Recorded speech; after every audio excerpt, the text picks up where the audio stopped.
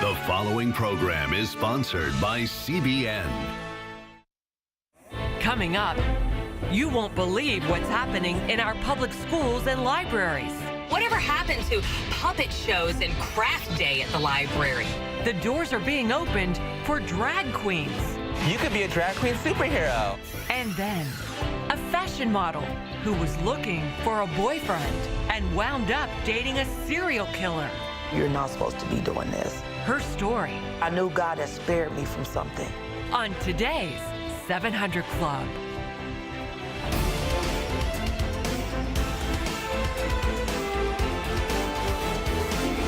Well, welcome, folks, to this edition of the 700 Club. It looks like the FBI finally got it right. They fired Peter Strzok. They should have gotten rid of him about a year or two ago. The FBI is so in tatters. That great agency that's got so many fine people working for it has had these bad actors, people as head of the FBI and Peter Strzok and Lisa Page and these others trying to undermine the president. I mean, it's just shocking. But anyhow, he finally got fired. They should have fired him, say, a year and a half or so ago. But little by little by little, they're cleaning up their act, but it's just taking an awful long time. Well, switching overseas, we've been watching Turkey. Turkey's in the grips of an Islamic takeover, a once peaceful NATO ally, a good friend, a strong ally in the war in Korea, for example, where they sent troops. And suddenly it's been taken over by a strong Islamic named Erdogan, who is willing to see that economy crater before he will give in 1 inch in relation to an American pastor that they've, wrongfully accused of crimes that he hadn't committed. Well, the fragile economy in Turkey is collapsing, in part over U.S. sanctions about Turkey, but Turkey's president is just blaming the United States for his problem, and he's threatening to hold back any trade with us. But it's like, who cares? But we do have an air base in Incirlik, and I don't know what we're going to do about that, but I don't think we want to replace it. Turkey is a vital part of the NATO coalition. Terry. Well, as relations between the two countries get worse, some experts worry the United States will lose Turkey as an ally, while others say that's already happened. Dale Hurd has the story. With Turkey's currency crashing, the government's response has been to blame outsiders and double down on bad economic policy that's only making it worse. The Turkish lira had lost almost half its value against the dollar this year before recovering slightly overnight. And there are already signs that it's dragging down markets in Asia. The crisis accelerated last Friday after President Trump promised to double tariffs on Turkish exports because of Turkey's continued detention of American pastor Andrew Brunson. Turkish President Recep Tayyip Erdogan said his nation is under siege. Today, he announced a boycott of U.S. electronics. Turks who have seen their buying power cut in half are worried. This man says, "For real, right now we think about the U.S. dollar when we go to sleep and when we get up." Making matters worse, President Erdogan has ruled out the possibility of higher interest rates, which is exactly what many economists say is needed. So structural problems plus problems with U.S. all came together and created a perfect storm. Erdogan now wants to arrest so-called economic terrorists on social media. That's anyone who says negative things about the economy. Some say Turkey is already a de facto dictatorship, and by virtue of its location, sitting between the Middle East and Europe, it's one of the most strategically important nations in the world. There's concern it may turn its back on the U.S. and NATO and become an ally of Russia or China. Foreign policy analyst Dr. Christopher Hull believes it's already happened. Erdogan himself is proving that he's hostile to America, he's hostile to the West, he's hostile to our values. He is much too closely aligned with the global jihad movement. He's creating an Islamic state. And no matter what happens to the economy, Turkish journalist Abdullah Bozkurt says Erdogan will never leave office because he would lose immunity to prosecution in 2 corruption scandals. He is afraid of those, investigation be opened against him. So he'll be looking at huge legal troubles. So Turkish citizens are in for a rough ride as a combative Erdogan clings to power, takes swings at the United States, and the Turkish currency continues to get battered. Dale Hurd, CBN News. There was some thought that maybe they were going to let up, but they were going to democratize the country. But I thought, no, that will be contrary to prophecy. And the prophecy is so clear. You read the book of Ezekiel, chapter 38. It talks about a coalition coming against Israel in the latter days. And it includes Iran, and it includes, well, it includes Gog and Magog, which is where Turkey is. That's Magog, and that's God, and that's the way the map's going to look. But you see, the churches of Asia, which are written about in the book of Revelation, all take place in Turkey.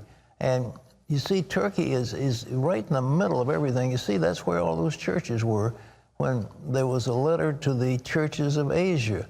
Turkey was Asia Minor, and it's the survivor of the so-called Ottoman Empire that was so powerful for so long. And then when the Ottoman Empire fell, Turkey was sort of abandoned. It was called the sick man of Europe.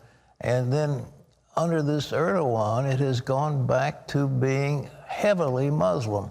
It was for many years Christian because those churches of the church, written in the book of Revelation were all Christian. And but Gog and Magog are all in Turkey, and a company called Gomer that you read about in Ezekiel 38 is actually Turkey. So Turkey is just key in the Bible, and it's not going to be a good actor according to what we have in the Scripture.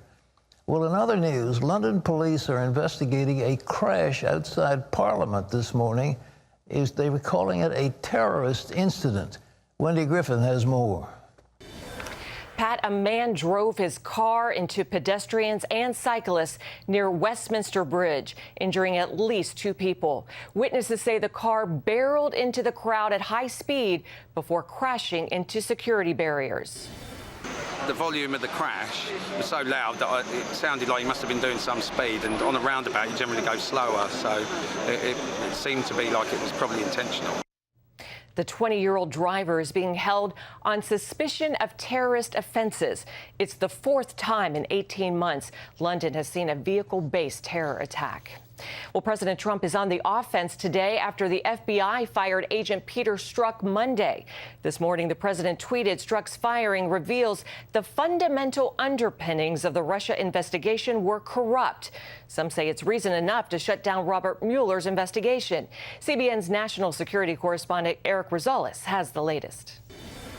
President Trump praised the FBI Monday following its firing of FBI agent Peter Strzok. The president also tweeted out that the investigation into any potential collusion with Russia should end.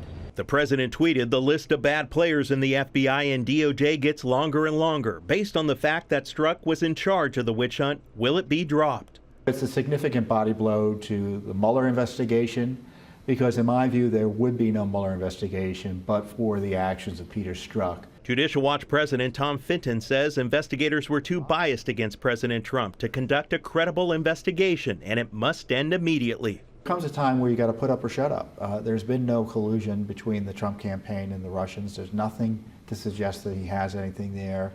So what else is there to be investigating? I don't know. Strzok was let go for violating agency procedures. An internal agency review recommended suspension and demotion, but not termination, after Strzok sent anti-Trump text messages to his then-lover and FBI attorney Lisa Page. It initially led to his dismissal from the Russia probe and then cast a doubt on the investigation and the FBI itself. When the IG said that Peter Strzok and other FBI agents showed extremely bad judgment and a gross lack of professionalism. You cannot have a gross lack of professionalism at the FBI. Strzok's lawyer says his client's termination is due to political pressure, stating this decision should be deeply troubling to all Americans. It's a decision that produces only one winner: those who seek to harm our country and weaken our democracy. Strzok is the second person fired behind Andrew McCabe as a result of the Inspector General's investigation. The The president's attorneys want Mueller's Russia investigation to wrap up in early September, and this could give them the ammunition they need. Eric Rosales, CBN News, Washington. Thanks, Eric. Pat, do you think Eric's right that this will speed up the demise of the Mueller investigation? Well, it has to. There's so much questionable activity surrounding this Mueller investigation. It is just a farce, and it is casting aspersion upon the FBI. The FBI was really a strong agency that we relied on for going after criminals in our country. But here, Mueller has a mandate to find out about Russian involvement in an election. That's what his mandate is. Instead of that, he's now brought charges against Paul Manafort for bank fraud and not paying his taxes. That has nothing to do with Russia, and nothing whatsoever. And the case against Manafort, the prosecution stopped. And now Roger Stone, who's another one of the people who were advisors, they had a firm that advised politicians in the conservative community. And Roger Stone says he's being denied his constitutional liberty and that Mueller's going after every aspect of his life. What's that got to do with Russia? Nothing. And Mueller they should shut that thing down because it just is a blight on our country. The President of the United States, ladies and gentlemen, must be free to exercise his authority to take care of foreign problems, to take care of domestic issues, to take care of the economy and all the things that he's on. And to have this character running loose and bringing lawsuits and going after witnesses and so forth in a clearly biased manner, this is hurting our country. And this thing has cost millions of dollars, hasn't proved one blessed thing, has no credibility whatsoever, and it's time to say an end. It's time to shut it down. And I don't know what we're waiting for, because politically the president can't do it, but it, in my opinion, has no legitimacy whatsoever. Wendy? Pat, the faith-based community is coming out strong for paid family leave.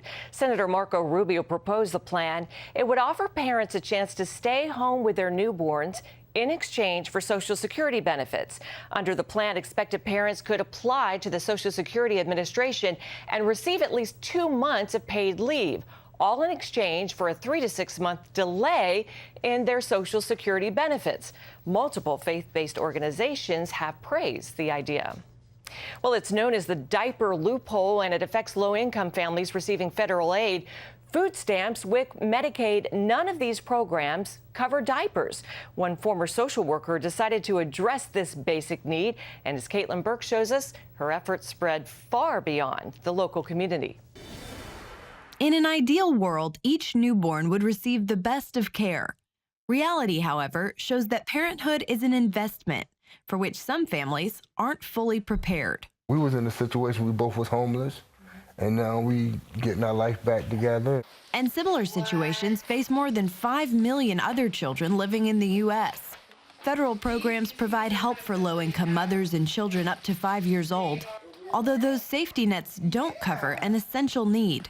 On average, an infant goes through about 360 diapers per month. That's roughly this many. That comes to $70 to $80 per month per baby. As a society, when we think about policy issues, we think about really big picture things. We think about housing and food. We don't think about a diaper. Joanne Goldblum started the National Diaper Bank Network after seeing diaper need as a social worker. As a social worker and somebody who really thought that they understood what poverty in America looked like, I was so struck by the lack of basic needs that existed for families. Rachel Behringer was pregnant with her second child when she heard about diaper need.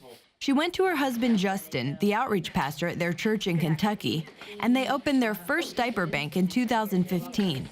A year later, Justin prepared to enter graduate school in Dallas, where they found a new church, and that led to Diapers Etc., which became a part of the National Diaper Bank network. In operation since September, they've given out more than 10,000 diapers. In Dallas and other communities across America, the location of low-income housing, combined with a lack of transportation, can make finding affordable diapers almost impossible. In our area, we had 2 grocery stores. They both shut down. So we live in basically a food desert now, but a food desert also means a diaper desert. Justin and Rachel not only want to provide a resource to neighborhood families, they want to offer a place of rest. We try to operate on an ethic of inefficiency rather than an ethic of efficiency. We're not trying to get folks in and out as quick as possible. We like the idea of church being sanctuary, and this is a place where folks can come rest. For Justin and Rachel, they see diapers as only the beginning. And so we're trying to pull all of these pieces together to where our diaper distribution days and the store that we're doing will just be one part of a larger ministry that's happening in the community. A classic example of how adding God to an idea as simple as diapers can lead to some pretty amazing results. Caitlin Burke, CBN News, Dallas, Texas. Pat, can you believe it didn't include diapers to begin with? You know, the average, I guess, bureaucrat doesn't think of diapers. I mean, they think of food. They want to give food stamps, and of course, the agricultural people want the government buying their produce so they can give it away as food stamps. So we've gotten millions and billions of people getting food stamps. But I guess there's no diaper lobby. Whoever makes them, you know, it doesn't have a proper lobby, and it can't get their work done in Capitol Hill. Anyhow, that's a nice thing for a church to do. A church can fill the need. Very practical, good thing for a church. Extremely. To do. Yes, exactly. You know, in the old days, we didn't have these, you know, disposable deals. They had a big bucket, and I've had my share of washing dirty diapers. Believe me, I'm not a novice in this whole thing. It's been a few years of learning how to change them and wash them. And you, more than anyone, should rejoice at new developments. I rejoice, but the idea of disposable diapers, you can take them out and throw them away, never occurred to us. We had, I mean, they were out of cloth, and you kept them, and you washed them, and you know. And you bleached them. And you bleached them and did all that stuff. Okay, so it's a new world. All right. Well, coming up, public libraries are opening the doors to Drag Queen Story Hour, all in the name of diversity and inclusion. Just to give them something extra to look forward to, the makeup, the glitter. They were all accepting. They all were happy about it and excited and giving me hugs and everything. CBN News hears from both sides of the controversy, so stay tuned.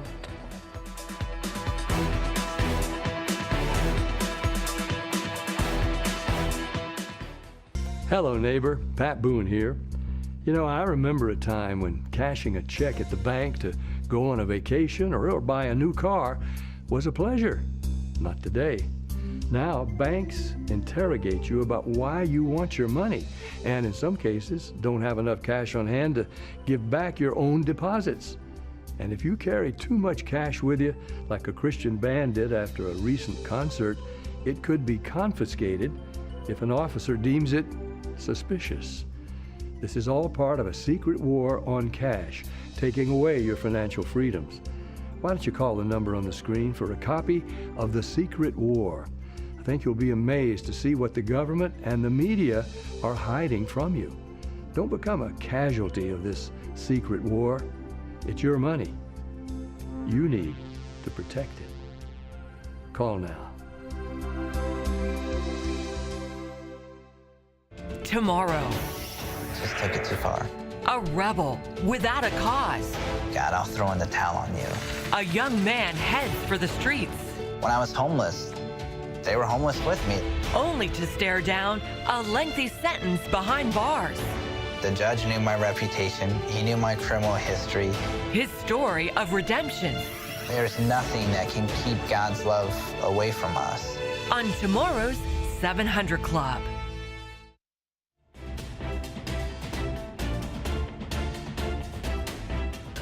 Well, this next story should shock the daylights out of it. I mean, you ought to do something about it. It's an outrage. Little teeny children as young as 2 years old, being exposed to cross-dressers, homosexuals who dress up as women and are called so-called drag queen. You say, well, that's something maybe for some weird television show or something, but no, it's from us, it's a few miles away from this place where I'm sitting right now in this studio. There's a library where they're hosting these events where men are dressed as women, and they've got all kinds of makeup on, and they're men acting like women. And they used to, out in San Francisco, used to call them he-she's. And they're reading books to children. And it's called the Drag Queen Story Hour. Well, you'd better get outraged about this, and many people are, but library officials cited a recent event in Virginia and said it fits their city's vision of inclusion and diversity. Give me a break. This public library here in Virginia Beach, Virginia, recently hosted an event called Drag Queen Story Hour, and we witnessed parents taking their children as young as 2 inside to take part. Drag Queen Story Hour is advertised as an event that captures the imagination and play of childhood and gives kids glamorous, positive, and diverse role models. It is all part of a national initiative with more than 20 chapters across the country. Last summer, the Boston Public Library allowed drag queens dressed as Catholic nuns, called the Sisters of Perpetual Indulgence, to read to kids. Princeton professor Robert P. George told CBN News it's dangerous to use the state to promote ideas that defy normal ideas about gender. Well, it's a message about power. The group in question, the so-called Sisters of Perpetual Indulgence, is sending a message that they have the power to enter into the public domain, a publicly funded institution, I believe, not a private one, and to essentially hold a catechism class for this new religion that they've created, a religion of hedonism, of self-indulgence. Sisters of Perpetual Indulgence say a religion of licentiousness. At another, a man dressed in drag encouraged a young child to become a drag queen. I would like to be a superhero. Yeah, you could be a drag queen superhero. Elizabeth Johnston, also known as the activist mommy, calls the issue surrounding gender confusion gender insanity. Moms and daughters transitioning to the opposite sex together. We've got guys going into girls' locker rooms and bathrooms, and drag queens are reading stories to children in public libraries, thereby normalizing this behavior of men dressing up in high heels, a wig, a bra, and copious amounts of makeup. Whatever happened to puppet shows and craft day at the library? One Virginia parent disagrees. I think that we should say that everybody's different, and we should accept people for their differences, and that we should treat them as we would treat anybody else with just different tastes. Some people like pizza, some people don't like pizza, some people dress up like women, some people dress up like men. More than 20 parents brought kids ages 2 to 8 to a Virginia Beach Story Hour, where Gillette Black, who is openly gay, dressed as a mermaid and read 3 books as part of an Under the Sea theme. Black wants to be a positive role model and says reading in drag makes it more fun for the kids. Just to give them something extra to look forward to, the makeup, the glitter, it's going to keep them more in tune and more willing to listen and pay attention. They were all accepting. They all were happy about it and excited and giving me hugs and everything. Library officials say the program highlights a need in its community. The library has a strategic plan, and one of our big parts of our plan is inclusion and diversity. So we offer about 8,000 programs for children and adults a year, and we just wanted to make sure we cover a wide variety of interests and speak to all members of our community. So this program fell into that strategic action item. But outraged residents argue the program will harm kids. I think it's really unfortunate that our city isn't going to, they're here to protect and keep us safe. And I'm not sure they're doing that for all the population, especially the children. Here they're going to get exposed to something that they're really not sure about and be confused. And it doesn't stop there. Netflix plans to debut a gay-themed superhero show featuring cross-dressers called Super Drags. The activist mommy describes today's culture movements as an embarrassing moment in our nation's history. We have become so open-minded that our brains are falling out. Truth and reality and science really mean nothing to the left. People are fighting their true biological identity, and Hollywood and the media are trying to pressure us to celebrate this. 2 more Drag Queen Story Hour events are planned for this Virginia Beach library in August and September. Charlene Aaron, CBN News. If you read the Bible, there are a couple of cities where the men tried to have sex with angels who were then as male figures, and God destroyed those cities. And the crime was called, subsequent to that, was called sodomy. This whole thing is just an outrage. It's an affront in the eyes of God.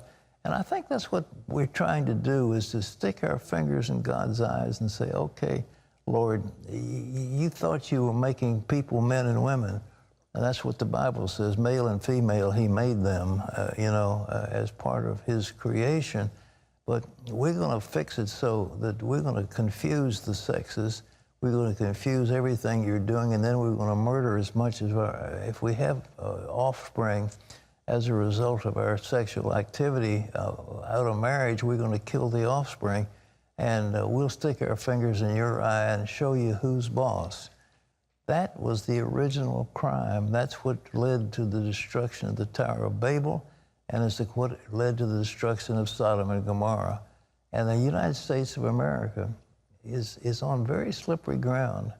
I did a little feature with Scott Ross, and we'll talk about how to be blessable. That's one of the things we're going to make available. But one of the things was, God bless America.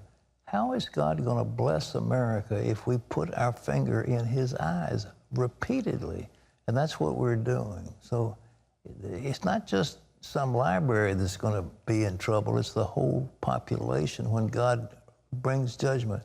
The people in Sodom and Gomorrah, they may not have all been doing this stuff, but the society approved of it, and God destroyed them all except Lot and his family. I mean, that's the way it worked. You know, earlier you were talking about Gog and Magog and some of the prophecy about that. And one of the things it says about the end times is that what is right will be wrong, and what is wrong will be right. And boy, you surely see that happening. It's saying now. But anyhow, ladies and gentlemen, we're living in it. The Bible says Lot vexed his soul every day at what he saw going on in Sodom and Gomorrah. You vex your soul when you see it, but you say, God, please spare us. Mm-hmm. And the Lord wants to send revival. I think that's more important. Okay? We need it. Amen. Well, up next, a young woman remembers the day when a convicted murderer came banging on her door. And I said, I'm so sorry. And he began to step back. And all the while I'm praying, God, just let him walk out. Hear what saved her life from the arms of a serial killer. That's next.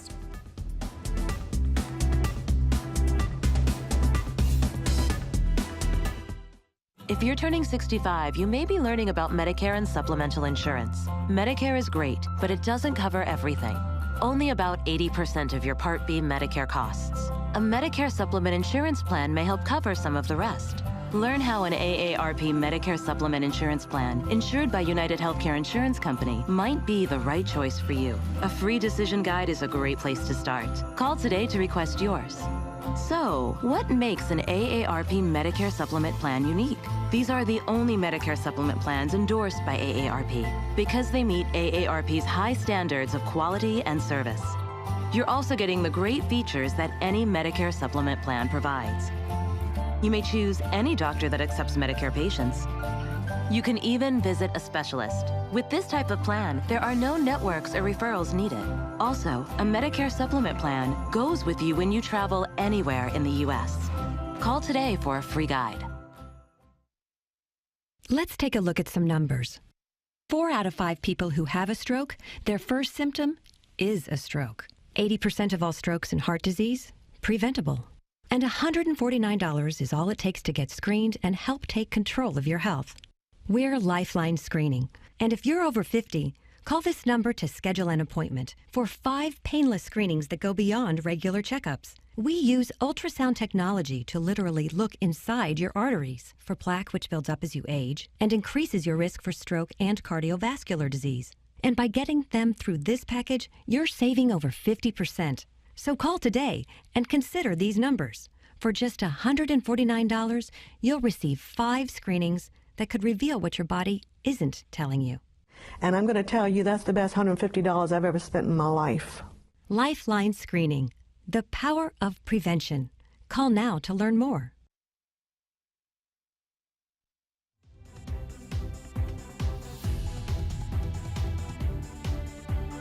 Hey, you're watching the 700 Club. It's a wonderful day, and I hope you're having a good time. I want to introduce you to Octavia Stanley. She dated a very charming man. She thought he was so attractive, and she didn't realize that this man that she had taken into her life was still in the middle of a killing spree, and Octavia now knows that she could have been one of his victims, but she said it's a miracle that she's still alive. It made me feel like I was something. You know, you're in a commercial, you know, you're in a magazine. Octavia Stanley was modeling for some of the biggest fashion brands in the industry. But away from the runways, lights, and cameras, she couldn't believe she was the beautiful woman others said she was. I would look in the mirror and just literally like scrub the makeup off and like, you are ugly. Like, why are they calling you stunning? Why are they calling you beautiful?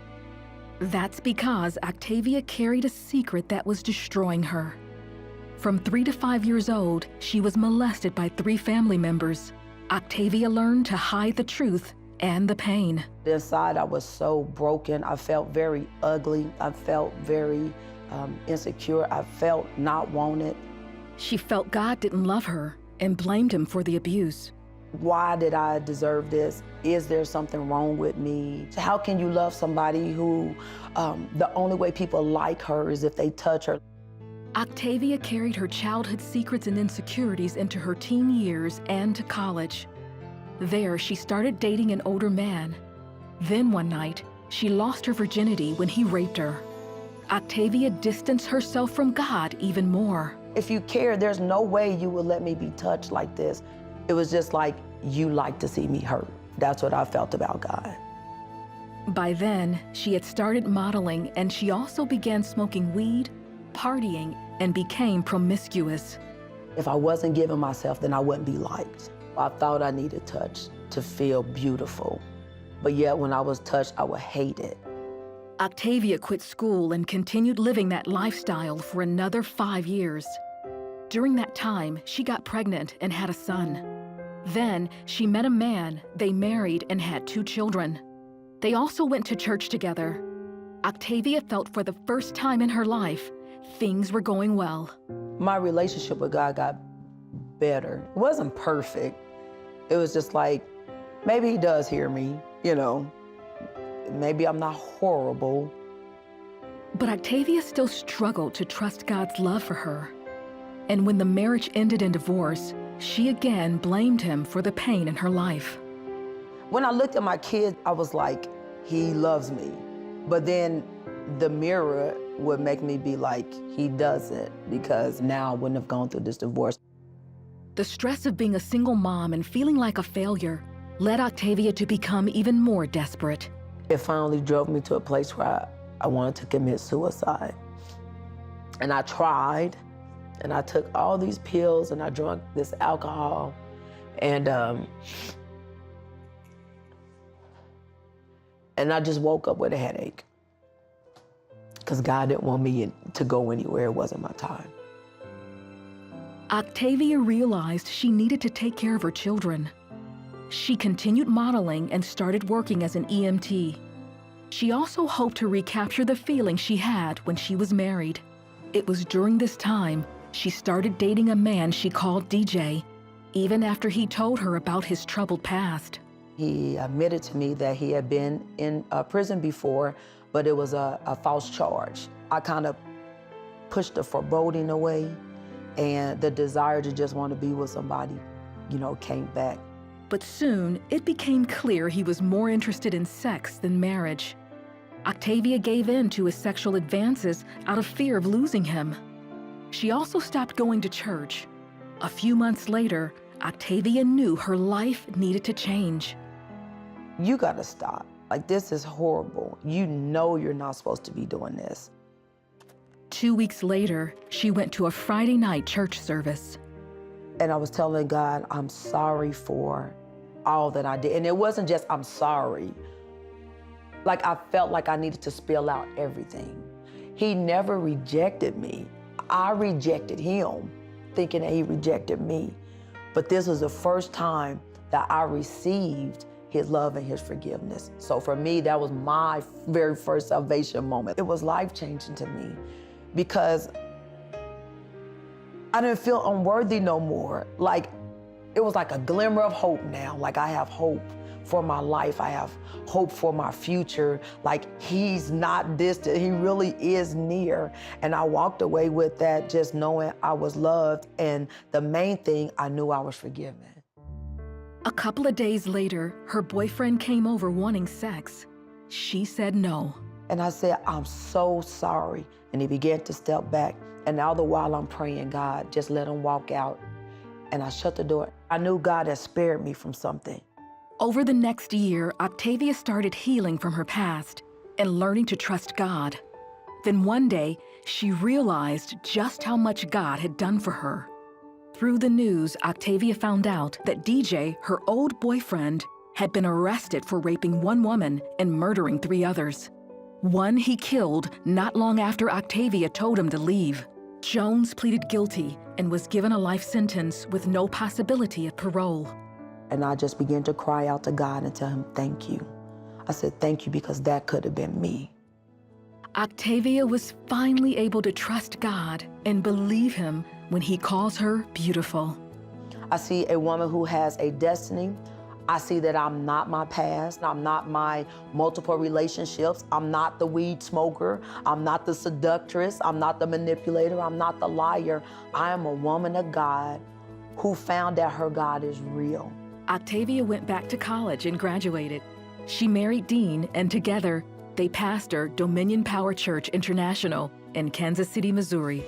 She's written several books, including I Dated a Serial Killer, that helps other women heal from a painful past so that they can live an abundant life in Jesus Christ too. If you give it to God and trust him to take out everything that was meant to destroy you, he will put you back on a path to destiny, and you will be able to fulfill everything that God ordained for you to.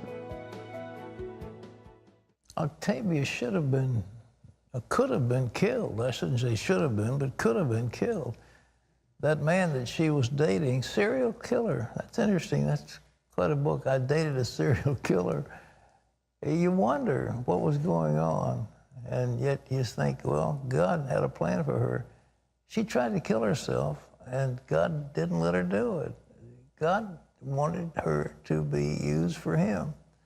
Now, this is the thing that I want to impress on every one of you listening to this program. God has a plan for you. He has a plan for you, and only one person can fulfill your plan. There's nobody who can do what you can do. You don't have to be Billy Graham or Oral Roberts or any of these other men or women. All you have to be is you. And God has given something to you. Now, God gave Octavia something. Boy, she went through it. I mean, molested as a kid and all the other stuff, raped and married to a serial killer. But God had a plan for her, and he wanted her to be ministering as she is in Kansas City. All right. What's his plan for you? That's really what you need to do. Find out, God, what did you make me for? Why am I here? Who am I? Where am I going? Where am I here? Why am I here? What's your destiny?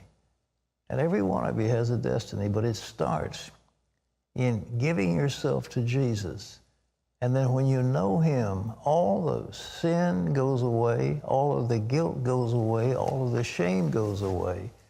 And indeed, you are beautiful in his sight because he sees you robed in splendor. He sees you as one of his children. He sees you in all of the glory of an angel in heaven. That's how God sees you. He doesn't see all the ugliness and the stuff that's happened. He sees you beautiful. And that's the way you are in his eyes. But you have to come to him, and you have to let him clean you. I mean, if you just keep on doing yourself, you'll bear all the sin and all the shame and all the other stuff. Would you like to know that? If you would, I just want you to bow your head and pray with me right now. And let the Lord give you his plan so you know what's coming up next. Just pray with me. Lord, I surrender to you right now, and I want to know your plan for my life. Lord, you know the sin that I've committed. You know what's been done to me. You know what I've done to myself. You know what I've done to others. And right now, I ask you to forgive me, cleanse me, and make me part of your family. Thank you, Lord. Thank you for hearing my prayer. Thank you. In Jesus' name. Now, if you prayed with me, you may wonder what's next. I have a little pamphlet here. I did several years ago, as a matter of fact. I went into our audio room and I did a compact disc. It's about 73 minutes of very, very intense teaching about what's next. It's called A New Day, and you can play it on a CD player, you can get it in your car or whatever, and I'll give it to you free. But this will tell you what's next. Remember, God has a plan for you. And if you want this, just call. It's free, no money involved. 1-800-700-7000. Okay? Real easy to remember. 700-7000. Terry? Well, still ahead, we'll open our inbox and answer your email questions. Lenny asks, can those who are in heaven still see everything that's happening on earth? Pat's going to weigh in on that and more during another round of Your Questions, Honest Answers. Don't go away. We'll be right back. Are you thinking about buying a stair lift? This essential free guide will answer all your questions. You can find out how a stair lift can improve your life in a few easy steps with this free guide packed full of detailed information. All of your questions answered. What should I think about when buying a stair lift? What type of stair lift will suit my home? What difference can a stair lift make to my life? Answers to these and many more with this free guide to buying a stair lift. A stair lift can be crucial to you staying independent in your own home. They were invented to make your life easier. And this free, practical guide, produced with the help of Acorn Stair Lifts, will make it easier for you to choose the one that's right for you. So call now, 1-800-892-0307 for your free copy of your guide to buying a stair lift, and have all of your stair lift questions answered today. 1-800-892-0307.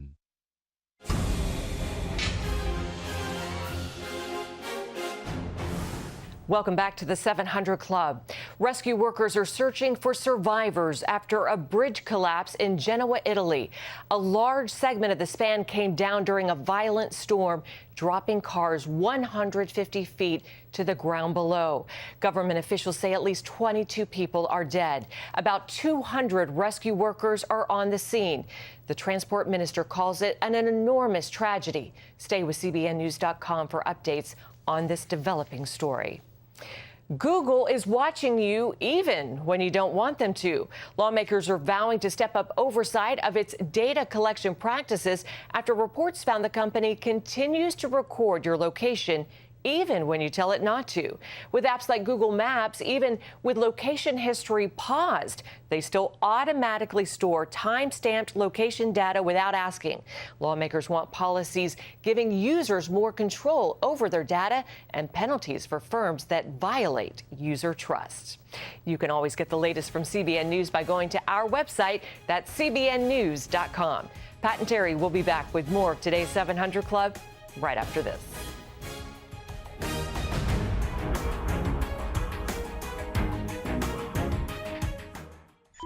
Did you know that a dirty CPAP system could make you sick?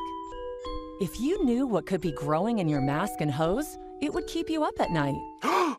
Now, SoClean.com has released the world's first automated hands-free CPAP cleaner and sanitizer. With its patented design, SoClean is fast, effective, and hands-free, killing 99.9% of all CPAP germs and bacteria. Try SoClean now through this special TV offer, risk-free for 30 days. Just call 800-619-7129. The SoClean works, and it's a really effective product, and I couldn't believe how easy it was to use.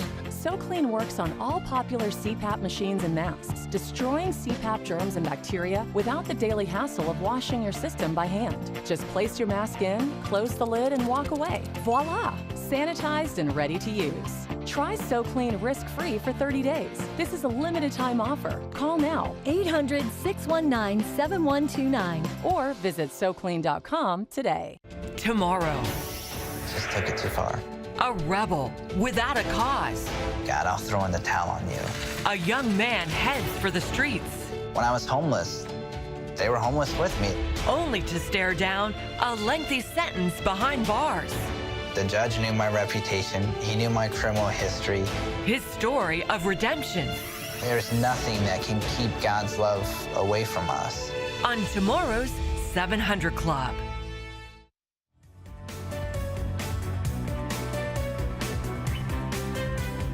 Well, it's time for your questions and some honest answers. And Pat, this first one comes from Lenny, who says, I hear people and sometimes pastors tell individuals whose family members have passed on that they're looking down on them from heaven. Is this true? Can those who are in heaven still see everything that happens on earth and see their loved ones still living?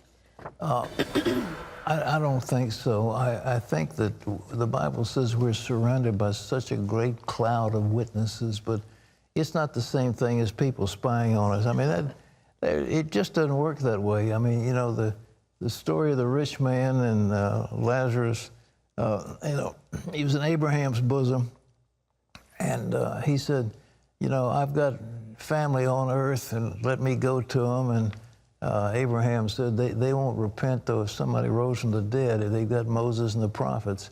But between us and them is a great gulf fixed, is what the Bible says. No way are your loved ones looking down on you. It sounds sweet, but it just isn't biblical.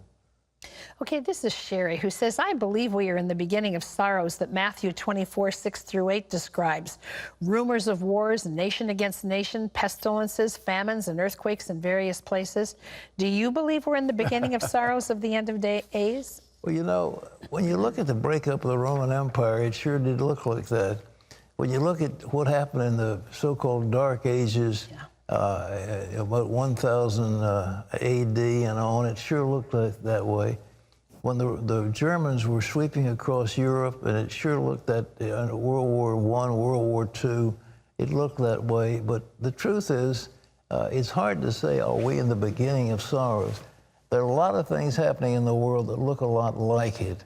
But in a sense, prophecy is being fulfilled day after day after day after day. And to say, is this the beginning of sorrows? I mean, we've gone through things like this, probably worse than this in days gone by. I mean, the breakup of the Roman Empire was a big deal. I mean, it really tore the whole civilization apart. But that wasn't the end, okay? Yeah. This is Brittany, who says, Pat, I've heard pastors speak from Revelation 12 about a place of safety where God will protect believers during the tribulation. Is this true? And if so, what about believers who are in institutions such as children in orphanages, seniors in long-term care facilities? How will believers get there? And do you believe this place will be in the Middle East? Well, I don't believe there's such a place. I mean, they talk about that place in Jordan, that it was a little place. There's a word in the book about the dragon opening his mouth in a flood of water, going after the woman. The woman is given a place of safety. There just isn't any way. There's, 7 billion people on the face of the earth. Where are they going to hide? It's not going to happen. Here's the deal, and we've got to get it straight. When Jesus comes back to earth again, he is then going to take those who belong to him. He's going to send his angels, and he'll gather his elect from the four corners of the earth. The Bible also says that they'll take out of his kingdom those that cause offense. But nevertheless, there's going to be a rapture. I believe that. But it'll be like we will be caught up to be with him in the air. He'll be coming down to earth. He will then take charge of the earth, and that'll be it. You're not going to have trains without conductors running off the tracks. You're not going to have airplanes with the pilot being caught up to heaven and the plane crashes. You're not going to have total chaos. The Lord's not going to let that happen. And I think all this business that we've been taught incorrectly, when the Lord comes back, that will be caught up to be with him in the air and will forever be with the Lord. Until then, all this stuff is just fantasy. I'm sorry, it's what it is. It's just fantasy. It's not going to happen, okay? Mm-hmm. All right? Okay. All right. Well, that's all the time we have for your questions today.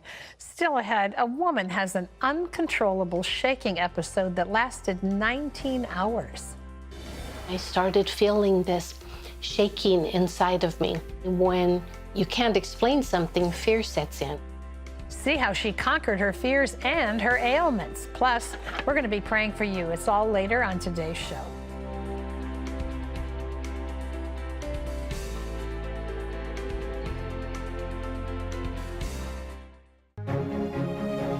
When you give, smiles grow bigger. When you care, homes are happier. When you comfort, the hurt goes away. When we all come together to love, miracles happen. I don't know why I didn't get screened a long time ago. I kept putting it off. What was I thinking? Okay, Mr. Jones, we're all done. I told you it was easy. At Lifeline Screening, we use ultrasound technology to help check your risk for stroke and heart disease. After all, 4 out of 5 stroke victims receive no warning. Right now, a package of 5 painless screenings is just $149. So call today. Lifeline Screening, the power of prevention.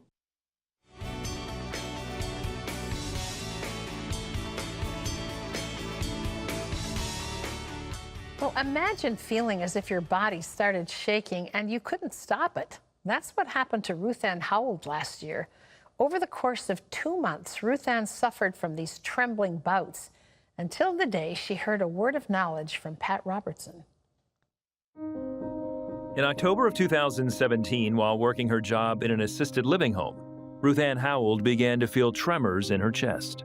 And I started feeling this shaking inside of me. It was in my core. One day lasted 19 hours. Her husband, Werner, became concerned. Well, where's the shakiness? Well, she said it's here, I never heard of anybody having a shakiness on the inside like that.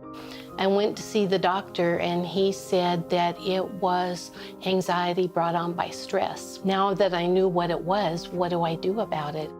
Her shaking became near constant, making it a struggle for Ruth Ann to work and enjoy her hobby of painting. Even though I knew it was from stress, I kept thinking, this area is so close to my heart. Is this, something to do with my heart? And unfortunately, when you can't explain something, fear sets in. With the anxiety growing and further affecting her job, Ruth Ann went to talk with her boss. I've always been a people pleaser. I didn't want